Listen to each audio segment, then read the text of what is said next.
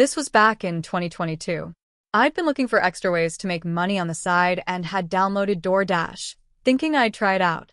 I got accepted and had it all ready for me to start working, but I didn't finally decide to try making some deliveries until 3 weeks later.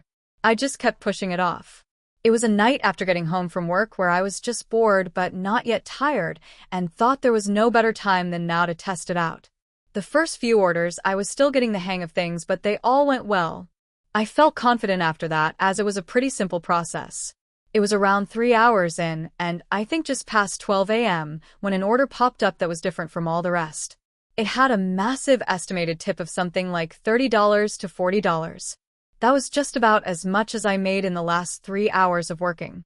I didn't even think twice before quickly accepting the order. It was from a 24/7 McDonald's, the only one in our whole town. It was right on the edge of the highway that led out of town and into what I considered to be the middle of nowhere. Once I picked up the order, I realized that was exactly where the order was taking me. I didn't make it 2 minutes down the road before getting a call from the DoorDash customer. He sounded older than me, like maybe in his 30s, and he didn't seem to be in a good mood as he told me to confirm the address. A little confused. I just read off the address the app was taking me to after I said it. There was a pause. The man didn't say anything. I was going to ask if it was correct or not, but he hung up right away without saying a word. I thought it was pretty odd that he was clearly in a bad mood and didn't respond to me, all while offering a huge tip, as if he were a nice guy. Maybe it was because he wanted me to take extra care of his order, but even that seemed excessive. Whatever the case, I just kept driving. I was about 15 minutes away, but it felt like I was driving really far because of the road going directly away from town. There were some smaller random neighborhoods here and there, but it looked like mostly empty farmland or single homes off the side of the road. As I kept driving, I got a strange, unsettling feeling about this delivery. Might have been from the unknown area or the empty and foggy road or the odd phone call, but I definitely felt like something was different about this order. Pulling off the road and onto the dirt driveway didn't make me feel any better. I couldn't see much through the dense fog, but I was driving through a tall grass field with no vision of what was at the end. I drove slowly until finally getting to the house. It was sitting by itself in the middle of the field, one of those old farm-looking houses with a large wraparound porch and wooden accents. Lights were on in the windows, and I could see that the large address numbers matched the address I had on the order. I parked and got out with the food, beginning to walk up to their front door. It was hard not to notice how quiet it was out there. No sounds whatsoever except for the slight breeze cutting through the tall grass. I didn't even hear anything inside the home like a TV or people talking. I went to knock on the door, and on the first knock, the door creaked open like it wasn't fully closed.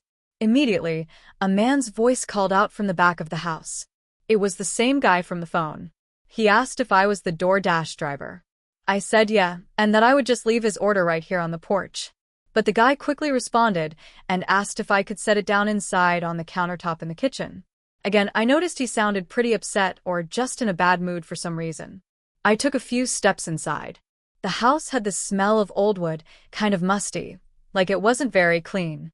Within a couple seconds, the man suddenly turned on music. It came from the back, right where I heard his voice come from. It was this old piano song, and was really loud. It kind of freaked me out. "Sir," I called out. "Hello." He wasn't responding anymore. I started to feel like maybe this wasn't worth it even for the tip he offered. Everything just wasn't feeling right.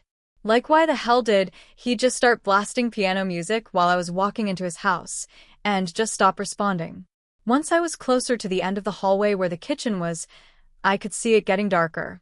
Like the other rooms next to the kitchen, notably the one I thought the guy was in was fully dark. I stopped walking, dropping the bag on the ground, and just hurrying back toward the front door. I nearly had a heart attack as right when I got close to the door, I saw the guy standing in the dark just a couple feet from it. I distinctly remember the whites in his eyes almost glowing as he stared at me with wide eyes. It was like I caught him in the act of something. That split second felt like it lasted minutes. And even thinking about it now, I could have sworn there was something in his hands, but I never directly looked at it, so I can't say for sure what it was. Before anything could happen, I sprinted outside, got in my car, and drove through the fog back to the road.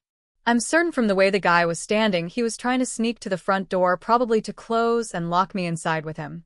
Now that I think about it, that probably explains the music, muffling the sound of him creeping through the house as I walked down the hallway. That night, I deleted the app and never looked back. I definitely made some questionable decisions that I'm not proud of, but I don't think I deserved whatever that guy was going to do to me had I been just a few seconds late and been locked inside with him. Music. I was 28, living alone in a small city after getting laid off from my longtime job. That job was the only reason I even moved to this city to begin with. So, this was pretty devastating. I really wasn't sure which direction I wanted to go with my life. But while I tried to think about things, I figured I'd get any job I could just to pass the time. After a few weeks of searching, I got an offer from a small motel on the edge of the city. I went in for a few short days of training, but this happened on essentially my first full night alone at the motel working the counter. This motel was a pull-off on the highway about 30 minutes outside the city. There wasn't anything else out here. The only other building was an abandoned restaurant next to the motel. Through the first few hours of the night, a couple customers came in. They got a room, and I checked them in, and that was about it. A lot of the customers looked the same, tired and in need of rest, but one lady stood out to me. She looked really tired, too, but she kept looking over her shoulder and was really rushing to get a room. Wasn't sure what that was about, but I only interacted with her for maybe a minute. Then she went to her room. Then there was a long time where I was alone. I just sat behind the counter staring out the doors at the empty highway. Barely any cars even passed by, so I figured the night would be really slow. That was until a man walked in. I never saw his car pull into the motel, so I thought he must have been a customer that had checked in earlier before my shift had started. However, he made it clear right away that that wasn't the case. He asked how much the rooms were and if any were available. Yeah, we have plenty of rooms. Did you want me to check you in for one tonight? He looked like he thought about it for a second, but his eyes kept glancing beside me. Eventually, he responded, "No thanks," and walked out. After he left, I looked over my shoulder trying to figure out what he kept looking at. The only thing over there was the key wall. That's what I called it anyway. Basically, it was just a bunch of pockets holding the keys to the rooms. This was an old-fashioned place, not having the fancy key cards that all the hotels have nowadays.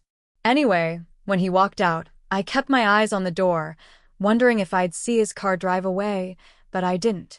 I thought it was extremely weird because there was almost no way he walked here. He would have had to walk along the side of the highway at night for a stretch of probably 10 miles from the nearest place, which was just a gas station. After a minute, I walked over to the door and looked out at the parking lot. It was very quiet. Only the few cars from the previous customers were in the lot, and the man was nowhere to be seen. With nothing else out there, I closed the door and went back behind the desk.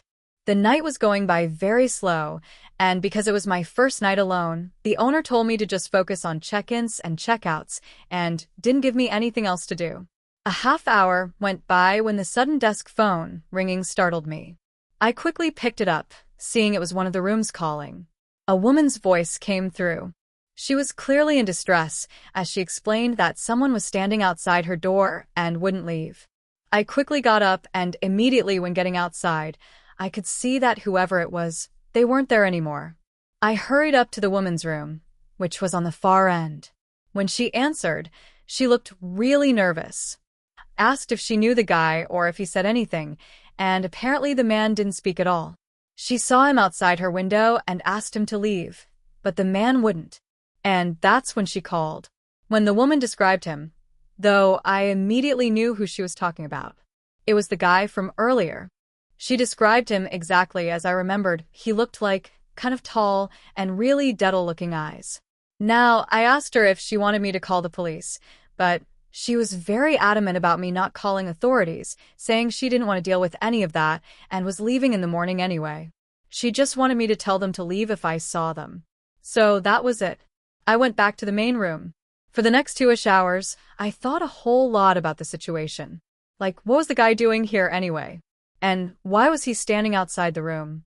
I thought he might have been drunk. Though, when he came in earlier, I didn't get that feeling. Whatever the case, in the middle of the night, I suddenly heard some commotion. It sounded like a bunch of stuff getting knocked over and thuds against the walls that radiated through the whole motel. I quickly ran out the door. From there, I saw the woman's door at the end was wide open, and the noise was coming from inside her room. I ran over. Looking through the doorway, I could see the woman being cornered in the room with the man standing in front of her, blocking her from leaving. I yelled, but I was so full of adrenaline, I don't even know what I said. He instantly turned around and looked at me. His face was full of anger, and his eyes were bloodshot. After seeing that, I was terrified. He came barreling toward me, and I just backed out of the doorway, but he ran straight past me. I saw him run out into the highway and then disappear into the woods on the other side. I quickly made sure the woman was okay, and thankfully I'd gotten there before he'd been able to do anything to her. I then went back to the office and called 911. Turned out after the man was standing outside her door, he went around the building and into the front room while I was checking on her, and he stole the spare room key from the wall. But it also turned out the woman lied to me. She knew that guy. It was her ex-husband that she was actually running away from, which was why she needed to stay at the motel, and probably why she was so on edge. She said he was pretty unhinged and had violent episodes. I guess earlier when I asked if she wanted me to call the police, she lied hoping he would just go away without making things complicated. I'm not really sure, to be honest. That night was definitely one to remember, though, and not in a good way. I can't help but think how things could have gone differently, or what would have happened if he didn't just run away. Who knows what he was capable of? Surprisingly, I kept the job and stayed there for a few months. But it got really uncomfortable having to deal with really strange people pretty much every night. So eventually I got out when I could. My name is Maxine, and at the time I was 23 and just moved to a new town to be closer to my parents. I didn't want to live in the city though, which was where they lived. So I chose a smaller town just an hour north. I really knew nothing about it before moving, but my parents said most of the places close to the city were decent, and this town had good prices for apartment rentals. Prior to moving, I was bouncing between jobs, never really finding the perfect fit for me. After getting settled into the apartment and new town, I quickly started looking for job openings. I didn't have much saved up, so I couldn't be too picky. One of the first listings I found was for a local grocery store, definitely not a chain store, as I'd never heard of the place. I think it was just owned and run by a single family. I did actually used to work at a grocery store for a couple of years in high school. So I applied, hoping my previous experience would help me get the job. Within a few hours of submitting my application, I got a call from a man named John. I wasn't expecting such a quick response, but John just asked a few basic questions and basically said I was hired without the need to come in and do an interview. I will say on the phone call, he was a little strange. I couldn't quite pinpoint what it was about him or the way he talked, but I don't know, it just gave me a weird feeling. There was one catch to the job, though, and that was that they were only hiring for a night shift stocking position. I'd never done night shifts before, and I wasn't sure how I'd like it. But in this small town, I didn't have many options for jobs, so I figured I'd give it a go. My first day was 3 days after the phone call. I made sure to bring in all the stuff I needed paperwork-wise, then left my apartment at 9:30. The store closed to the public at 9 o'clock, so by the time I got there, the lot was completely empty, and basically all the lights were off. I headed up to the entrance. John was standing right against the front doors, watching me as I walked up and opening the doors for me to welcome me in. John was pretty tall, about 6 feet 2 inches if I had to guess, and not very skinny either. He had a buzz cut and a thick beard. To start the night, he walked me to the office room in the far back to handle all the paperwork. As we walked through the store, though, I noticed it was a little bit janky, like the aisles were a bit too dirty and looked very old, and it just wasn't the typical grocery store I was used to. I thought it could have been how the average small-town stores were, though. So I tried not put too much thought into it. When we got to the office, and while John was looking over the paperwork, he made small talk, but some of the questions he asked were a bit unusual. He started by asking about my move into the town, but then began asking about whether I lived alone or if someone drove me here or was planning to pick me up later. I answered, but tried not to be too specific, because I did find it weird. John kept a very wide smile throughout the whole conversation, which didn't match his appearance at all, and it felt unnatural in this really strange sense. Finally, though, after leaving my bag and stuff in the office, we got to work. He showed me to an aisle where he had some carts of boxes for me to stock and left me to it. This was pretty straightforward work, so I got to it. The first hour or so went by without much to say. I did realize pretty quick, though, that it was only me and John here, no other workers. I wouldn't have thought it to be an issue. However, I started to notice John peeking around the corner a few times and just watching me. I guess I'd just look up randomly and catch him standing at the end of the aisle, somewhat staring at me. He'd be standing there as if he were there for a few minutes, too, not just walking by but without saying anything. He'd walk away as soon as I saw him. I tried to tell myself he was just catching up on his new employee. But why wasn't he saying anything or just asking how I was doing? Something was really starting to creep me out about this new manager of mine. And honestly, I was debating if I even wanted to keep this job after tonight. Things just felt off about this whole place. But I told myself I could make that decision later. I just had to get through this shift. I was a little extra aware of my surroundings for the next little bit. I think it was around 2 a.m. when I saw John again standing at the end of the aisle and looking at me. But once I noticed him, he started walking toward me with that unnatural smile. What do you say we take our 15-minute break now? It's been a long night of working. I agreed, but didn't realize he meant we take our breaks together. He led me to the far back of the building where there was this heavy metal door leading outside. He opened it and gestured for me to come out with him. This was behind the building where the store receives deliveries, and there was a small parking lot that had a single car in it. I assumed it was John's car, but as soon as we stepped out, that car turned on and drove away. John pulled out a cigarette and leaned against the back of the building. I wasn't really sure what to do here. I wanted to go back to the break room if they had one, and just eat the lunch that I brought in peace, but also it was my first day, so I felt like I had to make a good impression. I stood there next to him. It was really awkward. I was looking forward at the trees past the parking lot, not sure what to say or do, but I could feel John's eyes next to me staring at me as he didn't say anything either. It was the most uncomfortable situation I'd ever been in. Then, after a good minute of standing there in silence, a car came driving back around the building. It was the same one that was parked and had just left a minute ago, but they didn't pass by us.